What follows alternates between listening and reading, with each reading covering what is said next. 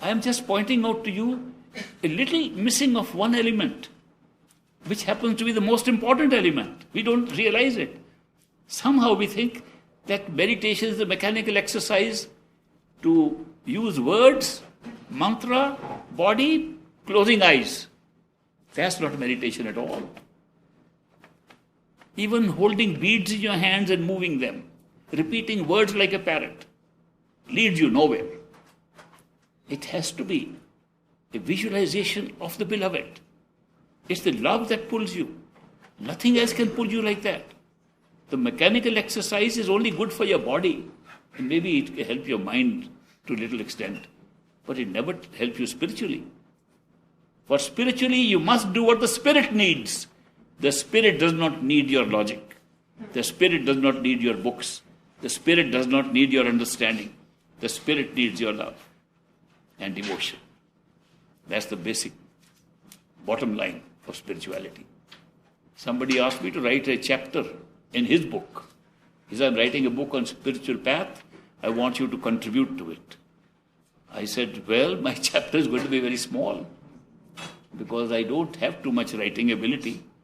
So it will be small. He said, what will you just write a few pages? I said, I don't think I can write many pages. He said, but one page. It will be a small page. Or just a few sentences? Oh, no, that's too much. It has to be very small. Just one sentence? I said, maybe even a very short one. How much? I said, one word. Love. Period.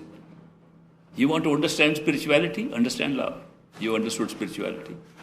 If you don't understand that, you miss the whole point. You're going round about the bush and something around which is not the real thing. So the bottom line is that to make meditation, spiritual meditation successful, and to be really on a spiritual path, if you cannot experience love and devotion for a beloved, you do not make much progress. And it is very difficult to find a consistent, loving beloved in this world, because all beloveds seem to turn around and turn away after a while. All the people we find we get relationships into turn out to be a little different after a while. Because they are different right from the beginning. We don't think they are different. We see only the common points and the good points when we date somebody, and when we marry, we see the other side of it. This happens over and over again. I hear these reports every day, by the way. Therefore, to have a beloved whose love and expression of love for you is always consistent, constant, unconditional, not based on your situation, you have to find a perfect living master. I have not found that kind of love with anybody except one who is a perfect living master or one who lives according to the conditions that are laid down by a perfect living master for a disciple, which we call a gurmukh. Gurmukh is a follower of a guru. One who follows a guru or a guru himself, a perfect master. His love is unconditional because there is no judgment involved in it. Most people judge people all the time, and judgment foils your love and devotion. Therefore, to be totally non-judgmental and then have love because you see the soul of a person, and that kind of unconditional love is not easy to find. But it does exist in these perfect living masters. And if we are lucky to find one, a perfect living master, or he has found us and we get initiated, we have a very good point, focal point, to express our love and devotion during meditation. Sometimes I think one of the biggest advantages of getting initiated by a perfect living master is that you find a beloved to help you in your meditation through love and devotion. Otherwise, you have hardly anybody. It's only your ego running around. Don't forget, when we have the I so strong, and you have to say, I love you, there is a basic problem there. The problem is the I is coming ahead of you. And when the I comes ahead of you, it expects a return.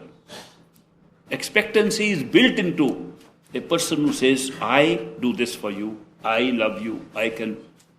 Whenever the I comes up so heavy before you, it will not last. And I hear every day people saying, I love you, I love you, I love you. Then the other person says, but I don't. Then I also hate you. What happened to this? What happened to this constant repetition?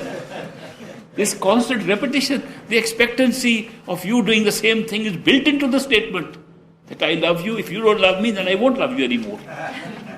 That's not the kind of love we are talking about. We are talking of unconditional love, where the judgment does not exist.